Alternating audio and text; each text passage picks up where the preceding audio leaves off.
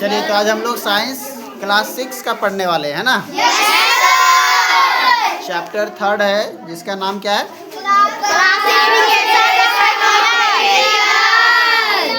Classification of material.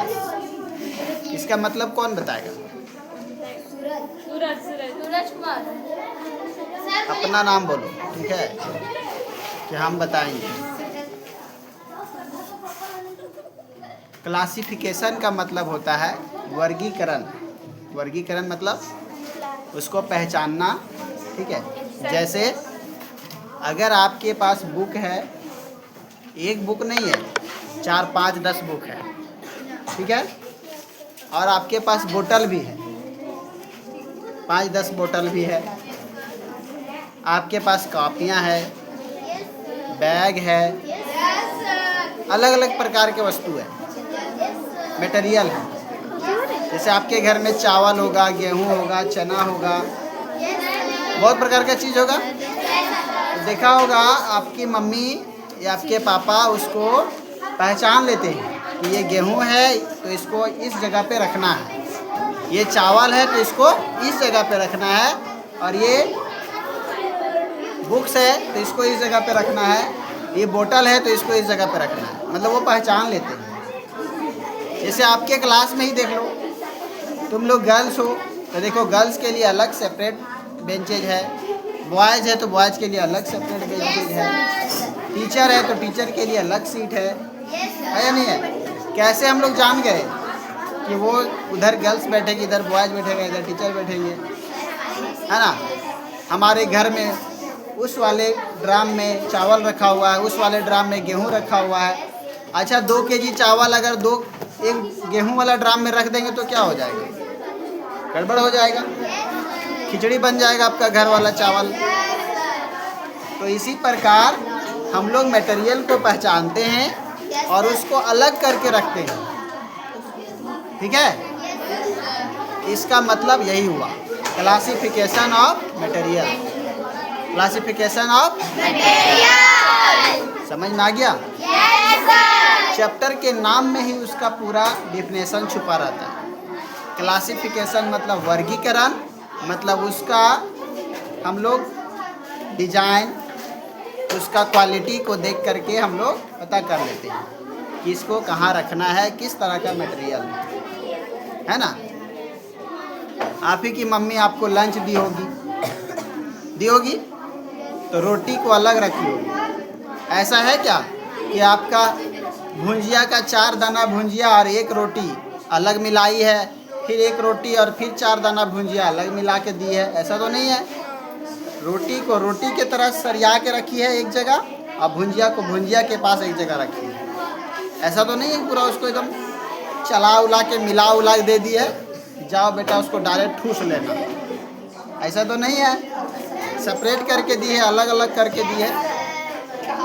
इसी को बोलते हैं क्लासिफिकेशन ऑफ मटेरियल, यानी अलग अलग किस्म के मटेरियल को, सामान को, वस्तु को, उसका क्वालिटी से उसको रखा जाता है, डिवाइड करके रखा जाता है ना, अलग अलग रखा जाता है।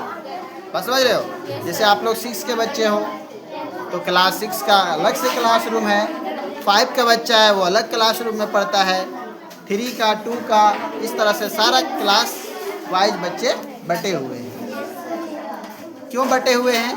क्योंकि 6 के बच्चे के पास अलग एबिलिटी है, अलग उनका सिलेबस है ना।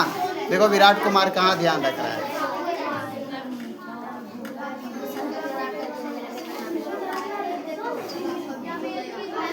दिमाग नहीं काम कर रहा है, पूरा चैप्टर खत्म हो जाएगा और 1% भी समझ में नहीं आएगा।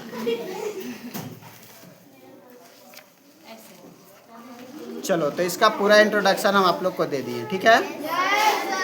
अब यहाँ पर लिखा है कि suppose you have some coins, suppose you have some coins and you have no find out how much money you have.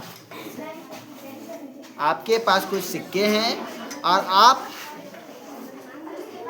उसको कैसे पहचानेंगे कि ये जो सिक्का है वो कितना का है, कितना है, हाउ मच मनी, कितना रुपया है।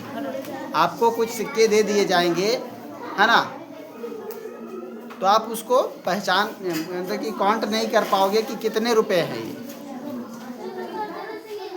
और the total value of the coin, और उस पूरे क्वाइन का वैल्यू क्या है ये भी आप पता नहीं कर पाएंगे। If you group the coin into 1 rupees, 2 rupees, 5 rupees coin, it will make you job easier.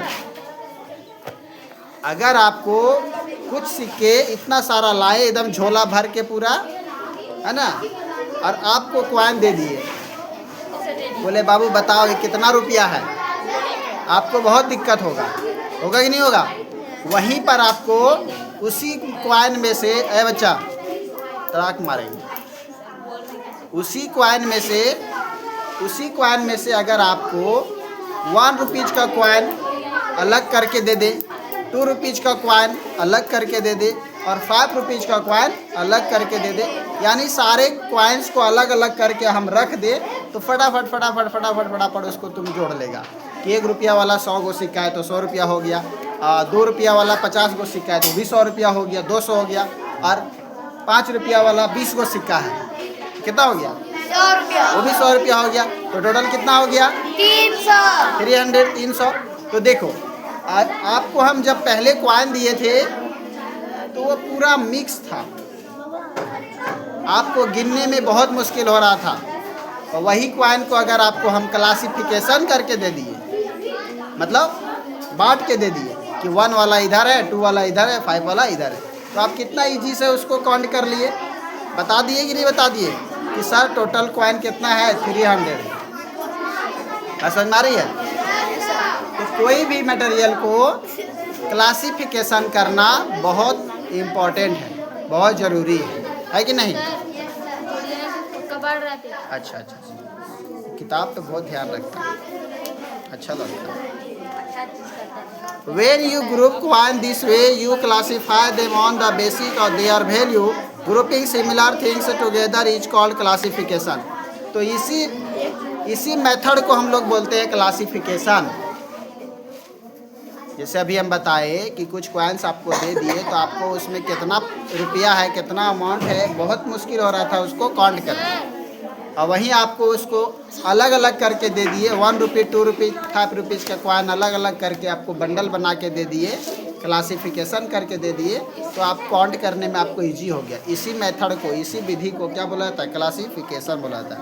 By the classifying things you also keep dissimilar things apart. The important of classifying things, आप देखते हैं कि कैसे ये classifying things जो होते हैं वो बहुत इम्पॉर्टेंट होते हैं। मान लो कि हम ही आपके क्लास में पढ़ाने आए, और अब हम आपके क्लास में आए, पता चला वो विद्या जो है वो 3 क्लास की लड़की है, और वो प्रियांशु जो है वो 9 क्लास की लड़की है, और ये नैन्सी जो है सो 7 क्लास की है, रोशन जो है सो 2 क्लास का है, और ये सागर जो है सो नर्सरी का बच्चा है। आई क्या बोलते हैं बकलोन को, कोहिनूर जो है सो मान लो कि मैट्रिक पास कर गया, 11 का बच्चा है। अब हमको बोल दिया जाए कि सर आप इन लोग को पढ़ाइए, तो कितना मुश्किल हो जाएगा। मुश्किल हो जाएगा, नहीं हो जाएगा। लेकिन हाँ, उसी को अगर डिवाइड कर दिया जाए कि चले जाओ, जो 3 वाले बच्चे हैं वो 3 में चल जाओ, आपको वहाँ आके पढ़ा देंगे, है ना। जो 6 का है वो 6 में चले जाओ, आपको वहाँ आके पढ़ा देंगे, तो इजी हो जाएगा। तो किसी भी काम को इजी बनाने के लिए क्लासिफाई ज़रूरी होता है। ठीक है, आज के लिए इतना ही, अगले क्लास में हम लोग पढ़ेंगे। ठीक है।